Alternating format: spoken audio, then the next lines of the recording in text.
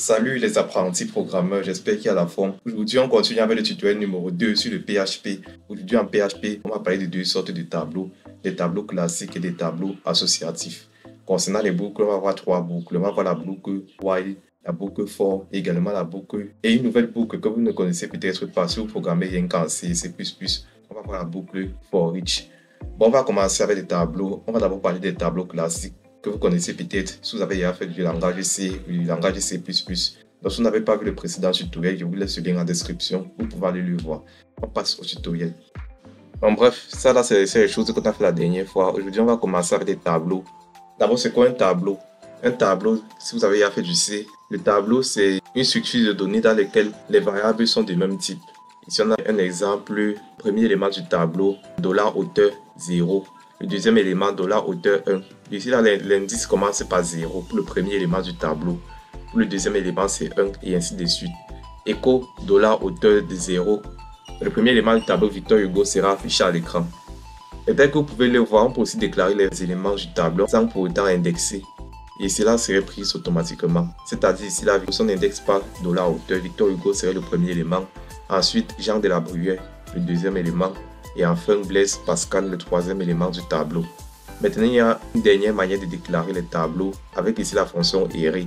La fonction array ici là, va mettre en valeur les éléments du tableau rangés par ordre. Donc, le premier élément d'abord, le deuxième élément et ensuite le troisième élément.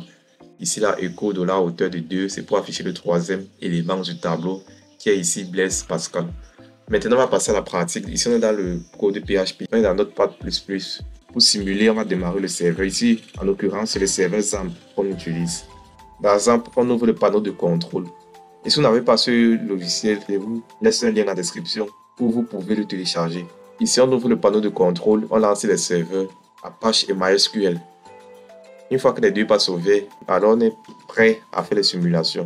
Et bien sûr, le fichier que j'ai dit dans Notepad++ doit se trouver dans le dossier htdocs. Mais ici, j'ai choisi un sous-dossier fichier test. Et c'est là où j'ai mis mon fichier test.co. Donc, on va entrer localhost, fichier test, qui est le sous-dossier dans le dossier htdocs. Et ensuite, le fichier que je suis en train d'éditer dans Notepad++. Bon, ça là représente les codes de la dernière fois, les différents programmes de la dernière fois. Ici, on va se focaliser sur l'exemple carte 1. On doit afficher ici Victor Hugo, Jean de la Bruyère et Blaise Pascal. Et lorsqu'on retourne là, c'est ça qui s'affiche ici. Et voilà. C'est ce bloc de code ici. Maintenant, on va parler des tableaux associatifs. Qu'est-ce qu'un tableau associatif? Contrairement aux tableaux classiques, les tableaux associatifs acceptent pour index n'importe quel type alphanumérique. Le tableau associatif peut être indexé par des types qui ne sont pas des entiers. Par exemple, ici on a $type fruit qui est indexé ici par la fraise, $type fruit encore qui est indexé par la banane, $type fruit qui est indexé encore par la courgette. Ici, ce sont des tableaux qui sont indexés par des alphanumériques. Ça peut prendre ici des entiers ou bien des chaînes de caractères, tels que c'est. Alors, lorsqu'on met écho $type fruit, la fraise s'affiche bien sûr le résultat rouge. Dans l'exemple carte 2 tel que voici, on va faire une substitution de variable avec $fruit, la fraise. Donc à l'intérieur ici, on ne doit pas mettre, on va dire que j'aime $fruit. $fruit va se remplacer par la fraise. Et ensuite, quant à elle, elle est bien.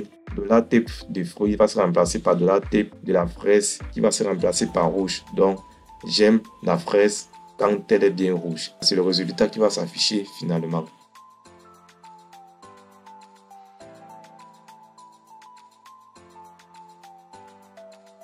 Donc, j'espère que vous avez bien compris concernant cette double substitution dans la fonction echo.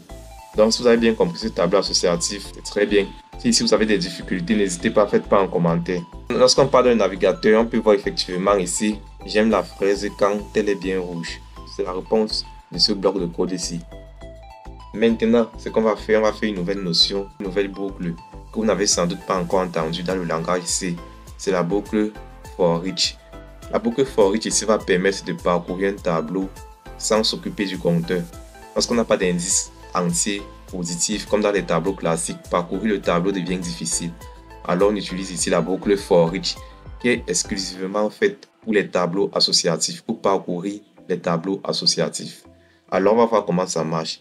Ici on aura donc $type de fruit de la fraise rouge. Donc bref, le même tableau que la fois passée. Ici, je vais mettre une boucle for each, $type de fruit, as fruit, $couleur. Ici, il faut savoir que chaque fois, la variable $fruit et $couleur vont prendre les valeurs. Par exemple, ici, pour le premier cas, la fraise est rouge. Donc, $fruit va prendre d'abord la valeur la fraise, $couleur rouge. Et ensuite, $fruit prend la valeur la banane, $couleur jaune. Et enfin, $fruit prend la valeur la courgette et $couleur verte. Donc, ça va faire cela ainsi de suite pour tous les éléments du tableau. Donc ici, on aura un affichage. D'abord, la fraise est rouge, la banane est jaune et la courgette est verte.